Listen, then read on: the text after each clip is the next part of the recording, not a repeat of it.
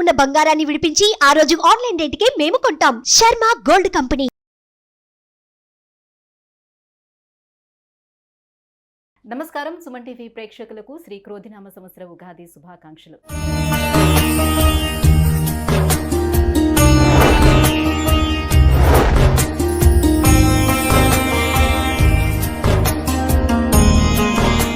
ఈ క్రోధినామ సంవత్సరం ద్వాదశ రాశుల వారికి ఎలా ఉండబోతుంది, అలాగే ఈ సంవత్సరం మొత్తం మీద నవగ్రహాల స్థితిగతులు ఏ రకంగా ఉన్నాయి అనే విషయాన్ని తెలియజేసేందుకు మనతో పాటు ఉన్నారు జ్యోతిష్య రత్న, జ్యోతిష్య చక్ర వైభవ నిపుణ డాక్టర్ రాళ్లపల్లి రవికుమార్ గారు.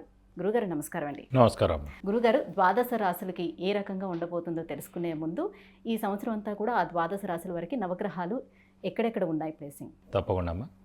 శరదిందు సమాకారే పరబ్రహ్మ స్వరూపిణి వాసరాపీఠ నిలయే సరస్వతి నమోస్తుతే. సుమన్ టీవీ ప్రేక్షకులకు శ్రీ క్రోధినామ సంవత్సర ఉగాది శుభాకాంక్షలు. ముఖ్యంగా నవగ్రహాలంటే మామూలుగా బుధుడు కానివ్వండి, రవి కానివ్వండి, అవన్నీ 20 రోజులకి మారుతుంటాయి ఒక రాశి నుంచి ఇంకో రాశికి. అలాగే శుక్రుడైనా 20 రోజులు మారుతాడు, కుజుడు 45 రోజులు, రవి నెలనాడు. కాబట్టి ముఖ్యంగా మనం తీసుకోవాల్సిన గ్రహాలు మటుకు 4 అండి. ఒకటేమో గురువు, సంవత్సర కాలం అక్కడే ఉంటారు కాబట్టి. రాహుకేతులు ఏడార్థానికి ఒకసారి మారుతారు కాబట్టి. నెక్స్ట్ వచ్చేసి శని వచ్చేసి 2.5 సంవత్సరాలకు ఒక రాశి నుంచి ఇంకో రాశిలోకి మారుతారు కాబట్టి. ముఖ్యంగా మనం గోచారం చూసినప్పుడు, సంవత్సర ఫలితాలు చూసుకున్నప్పుడు మటుకు గురువు, శని, రాహుకేతుల పొజిషన్ ఈ సంవత్సరం అంతా ఎక్కడ ఉన్నాయో చెప్పుకుంటే సరిపోతుంది. ఎందుకంటే మనం ఏం గోచారం చెప్పుకున్నా కూడా ముఖ్యంగా ఆ 4 గ్రహాలని బేస్ చేసుకుని చెప్పాలి.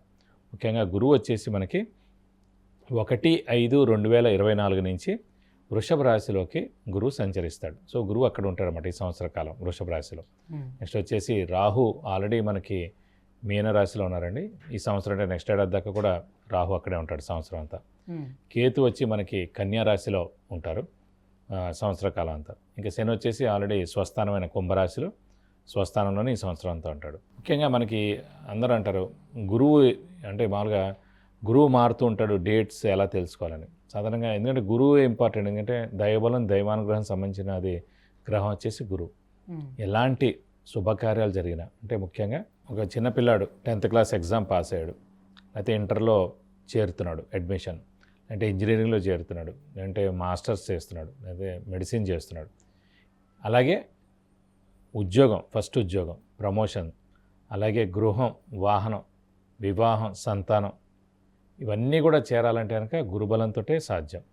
అంటే గురువు ప్రతి సంవత్సరం ఒక రాశిలో ఉంటాడన్నమాట. కాబట్టి ఆ గురువు ఆ సంవత్సర కాలంలో ఆ రాశుల వాళ్ళకి 2వ స్థానంలో ఉన్నాడా, 5వ స్థానంలో ఉన్నాడా, 7వ స్థానంలో ఉన్నాడా, 9వ స్థానంలో ఉన్నాడా, 11వ స్థానంలో ఉన్నాడో చూడాలి. సో 2, 5, 7, 9, 11 స్థానాలు శుభ ఫలితాన్ని ఇస్తాడు గురువు. సో మన రాశి నుంచి ఎక్కడైతే ఉంటాడు. కాబట్టి ఆ గురువు అనేవాడు ఎప్పుడు మారుతాడని ఎలా తెలుసుకోవచ్చు అంటే పుష్కరాలు ఎప్పుడైతే స్టార్ట్ అవుతాయో ఆ రోజు నుంచి మనకి గురువు వేరే రాశిలోకి మారినట్టమాట. సో ఈ సంవత్సరం నర్మదా నది పుష్కరాలు స్టార్ట్ అవుతున్నాయి, అది కూడా 1 మే నుంచి స్టార్ట్ అవుతున్నాయి. కాబట్టి 1 మే నుంచి గురువు వృషభ రాశిలోకి ప్రవేశించి సంవత్సర కాలం అంతా అక్కడ ఉంటాడు.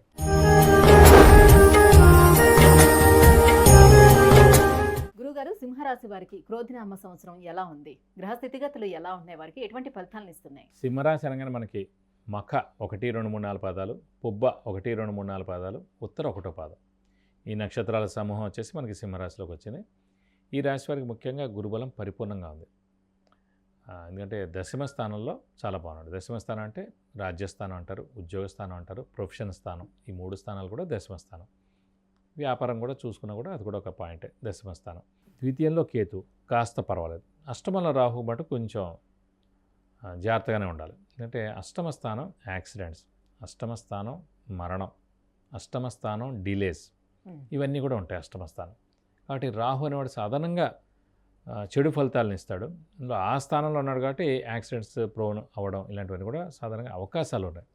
మామూలుగా మన జాతకం బాగుందని కూడా అసలు ఇవన్నీ ఏం జరగవు. జాతకం కొంచెం వీక్ ఉందనుకోండి, ఇలాంటివి జరిగేందుకు అవకాశాలు ఎక్కువగా ఉన్నాయి. కాబట్టి ఈ రాశివారు వెహికల్ డ్రైవింగ్ జాగ్రత్తగా చేయాలి ఈ సంవత్సర కాలం.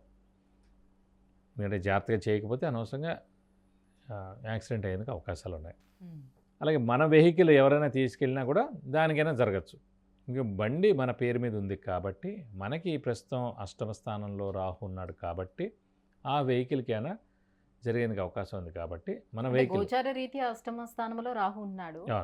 మరి వారి జన్మ జాతక రీత్యా కూడా అష్టమ స్థానంలో ఎవరున్నారు? అదే ఏంటి అనేది చూసుకోవాలి. జన్మజాతకంలో కూడా అష్టమ స్థానంలో రావంటే ఆల్రెడీ యాక్సిడెంట్ ప్రోన్ హారోస్కోప్ అని. ఇక్కడ ఏంటంటే జస్ట్ మామూలుగా ట్రాన్సిట్లో వచ్చింది అంతే. సో అక్కడ ఉండి ఇక్కడ ఉంటే చాలా ప్రమాదం ఎక్కువగా ఉంటుంది. అక్కడ లేదు ఇక్కడే ఉంది అనేది జస్ట్ 30 to 40%. కాబట్టి రాహు అష్టమంలో ఉన్నాడు కాబట్టి మన వెహికల్ ఎక్కువ మెయింటెనెన్స్ అవ్వడం, ఖర్చు అవ్వడం ఇవన్నీ జరుగుతాయి అన్నమాట. అంత ప్రమాదం లేదు, ఎందుకంటే గురుబలం పరిపూర్ణంగా కాదు కాబట్టి ఏమైనా కూడా జాగ్రత్తగా నడిపిస్తే మంచిది. అలాగే సప్తమ స్థానంలో శని ఉన్నాడు. సప్తమ స్థానం భార్య లేదా భర్త, అలాగే బిజినెస్ చేసే పార్ట్నర్, అలాగే ఇమీడియట్ బాస్. సో ఈ సప్తమ స్థానంలో శని ఉన్నందుకు ముఖ్యంగా సింహరాశి అధిపతి రవి శనికి అస్సలు పడదు, వాళ్ళిద్దరూ బద్ధ శత్రువులు. కాబట్టి భార్యాభర్తల్లో అన్యోన్యత లోపించడం, అయితే వాళ్ళిద్దరి మధ్యన దెబ్బలాట్లు ఉండడం, అంటే ఈ పార్ట్నర్స్తో గొడవలు రావడం వ్యాపారంలో, అలాగే ఇమీడియట్ బాస్తో ఏదైనా ప్రాబ్లం రావడం జరిగేందుకు అవకాశాలు ఉన్నాయి. కాబట్టి ఈ సంవత్సరం కాలం మనం మౌనంగా ఉండిపోతే మంచిది. భార్యాభర్తలైనా బాస్ ఇమీడియట్ బాస్ అయినా వాడు ఎలాగో మౌనంగా ఉన్నాడు. వాడు ఎందుకుంటాడు? వాడు మన రోజు పర్యవేక్షిస్తూ ఉంటాడు. మనమే మౌనంగా ఉండాలి. సింహరాశి ఎవడు ఉన్నాడో వాళ్ళు మౌనంగా ఉండాలి, అవతల రాశి వాళ్ళు కాదు. మనమే మౌనంగా ఉంటే సరిపోదు. ఎందుకు సాధారణంగా సింహరాశి అంటేనే ముక్కుసూటి మనిషి, వాళ్ళు ఎందుకు మౌనంగా ఉంటారు? అవతల వాళ్ళు చేసే చేష్టలు చూసి ఖచ్చితంగా అది భార్య అయినా భర్త అయినా ఇమీడియట్ బాస్ అయినా పార్ట్నర్ అయినా వ్యాపారం పార్ట్నర్ అయినా వాళ్ళు ఏదో ఒకటి ఇబ్బంది కలిగించేందుకు అవకాశం ఉంటుంది. ఎందుకంటే మన సమయం సరైంది నడవట్లేదు కాబట్టే వాళ్ళు ఇబ్బందులు పెట్టేందుకు అవకాశం ఉంటుంది. కాబట్టి మనమే మౌనంగా ఉన్నామనుకోండి తొలగిపోతుంది. కొంచెం చూసి చూడనట్టుగా మౌనంగా ఉండి అలా వెళ్ళిపోతే తప్పకుండా, అంటే గురుబలం కూడా ఉంది కాబట్టి ఎక్కువగా ప్రాబ్లమ్స్ రావు. లేదంటే ప్రాబ్లమ్స్ ఖచ్చితంగా వచ్చేందుకు అవకాశాలు ఉన్నాయి. మొన్న ఇలాగే లాస్ట్ మంత్ పెట్టినప్పుడు కొంచెం మౌనంగా ఉండండి అని అంటే కింద కామెంట్స్లో పెట్టారు. నేను ఒక 3 రోజుల ముందు ఈ వీడియో చూసినా కూడా బాగుండేదండి, నేను అనవసరంగా మా బాస్ని తిట్టేసాను, వెంటనే ఉద్యోగం తీసేసాడని. ఒక కాలేజీలో పనిచేసే లెక్చరర్, మా వైఫ్ కూడా ప్రెగ్నెంట్ 8th month అదే.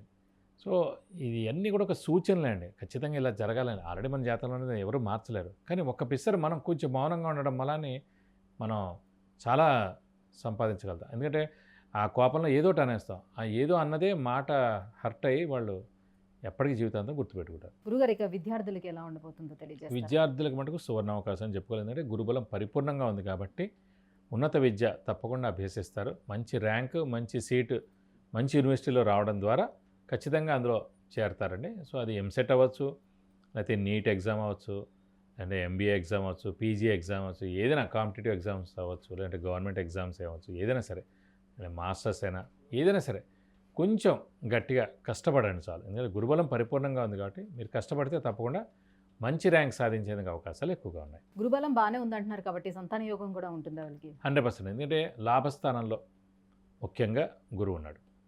సప్తమ దృష్టితోటి పంచమాన్ని చూస్తాడు.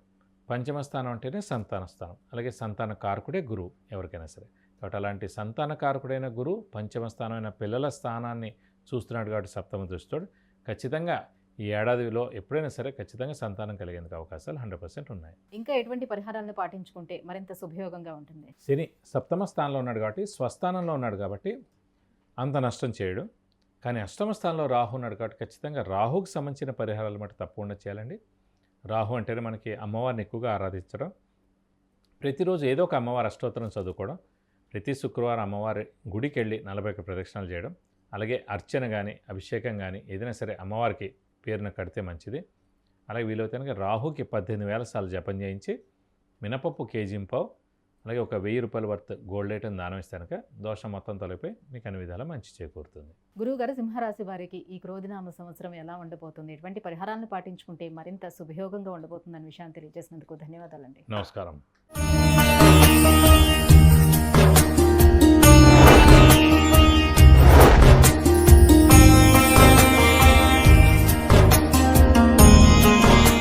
విద్య, ఉద్యోగం, విదేశీయానం, వివాహం, వాహన యోగం, గృహయోగం, సంతానం, ఆరోగ్యం వీటన్నిటి గురించి తెలుసుకోవాలంటే గురుగారు అపాయింట్మెంట్ కోసం కింద స్క్రోల్ అవుతున్నటువంటి నెంబర్లకి మిస్ కాల్ ఇవ్వండి, లేదంటే మెసేజ్ చేసి అపాయింట్మెంట్ తీసుకోవచ్చు. సుమన్ టీవీలో మీ పర్సనల్ అండ్ బిజినెస్ ప్రమోషన్స్ కోసం కింది నెంబర్కి కాంటాక్ట్ చేయండి.